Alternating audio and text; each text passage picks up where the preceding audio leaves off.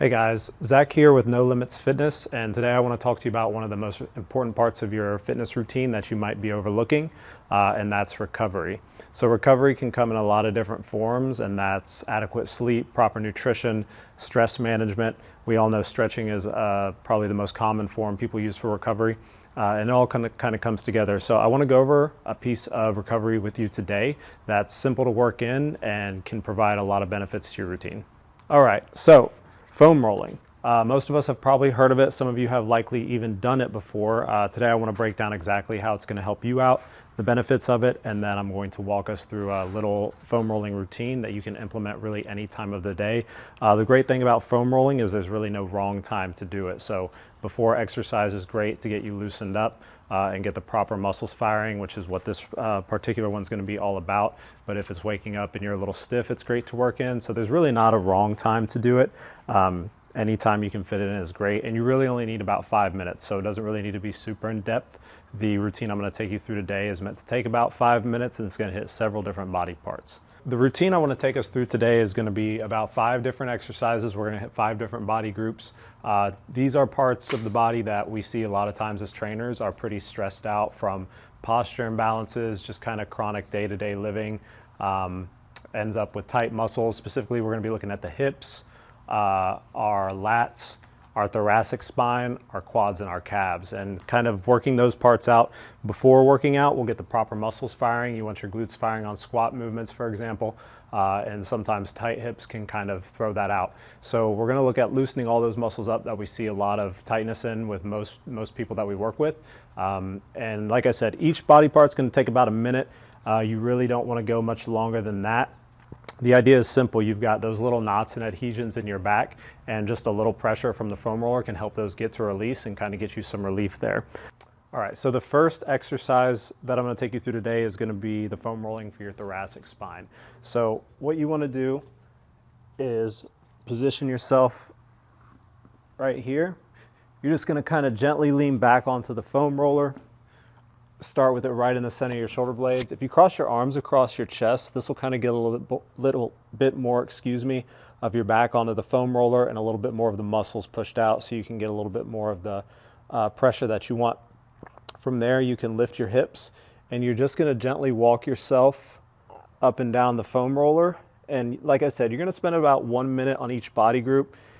You want going down to take about 30 seconds or so, going up to take about another 30 seconds. For the most part, you're constantly moving. If you do find a knot or a particular spot that's a little more uncomfortable, stop there, get some pressure on it for just a second. You don't need to stay long, and then kind of keep it moving. You don't want to be too aggressive with this. You're not trying to push too hard. Just getting a little stimulation is all you really want. You can kind of lean to one side and isolate the side of your back if it needs a little bit more attention. Just make sure you balance it out on the other. And like I said, about 1 minute per group, just slowly up and down, finding those sensitive spots, hanging out there for a second, and then moving on. You don't want to get to your lower back. You don't want to foam roll the low back. Keep it in the mid to upper.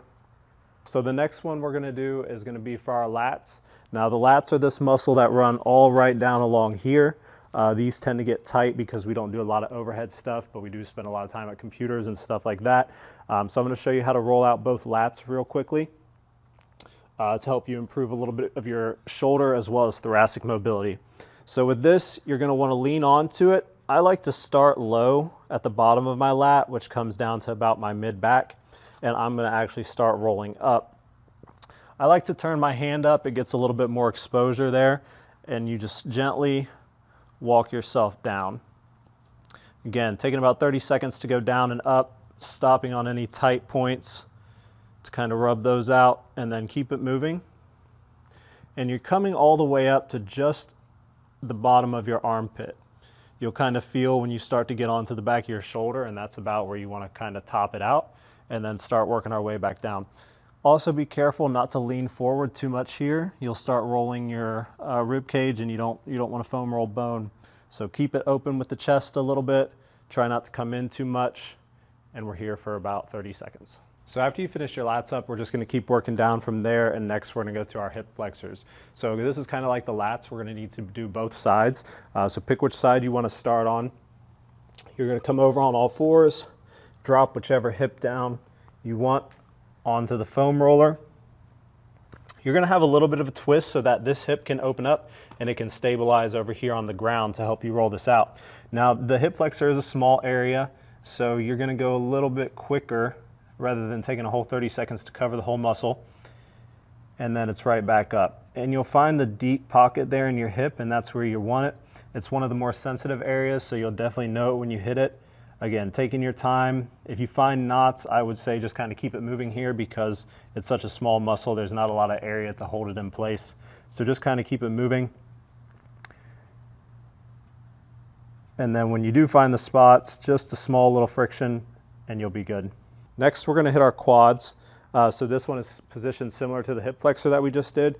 You're going to kind of start out on all fours, foam roller in line with your waist, walk yourself forward so that your quads are on it. You can do both quads at the same time if you want, or you can do one at a time. I like to isolate mine, so I'll show you what that looks like. Similar to the hip flexor stretch, I'm going to kind of turn my hips out, open that far thigh up, and then from there I can just gently, using my arms and my legs, crawl my way up the foam roller. Quads are pretty sensitive too, so look for those knots. Stop for a little pressure and then keep it moving. Again, not too aggressive. You're not trying to hurt yourself, just getting a little blood flow and stimulation is all you need. So last one that we've got is for our calves. This one is pretty straightforward. You'll start foam roller underneath your knees. It's similar to the quads. You can do both if you want, or you can isolate them. Again, like to isolate on this. So pick which leg you want, drop the pressure on it. I like to start at the bottom of my knee, right on my thick of my muscle. And then I'm going to cross over.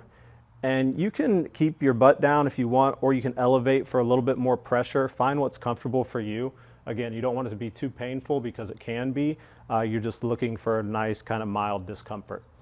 And then from there, slowly walking, getting that roll on the belly of the muscle. Stop at the top of the Achilles. You do not want to roll the Achilles, so just stop there. Turn it around, coming back, looking for those knots. Stop for a little pressure. Keep it moving. And make sure you get the other calf once you finish this one. So that is our foam rolling routine. Again, great time to work this in is really any time that you have time. Those muscles that we rolled, they're usually pretty chronically tight, so that means it's a tightness that just kind of sticks with us unless we're consistent about fixing it. So the more you can do it, the better. The type of foam roller is really not important. Whatever works for you and is preferable. They have dense foam, not so dense foam, so find what's comfortable for you to keep working this in and make this a regular part of your routine, and it can really help with your movement patterns and any pain that you might be having.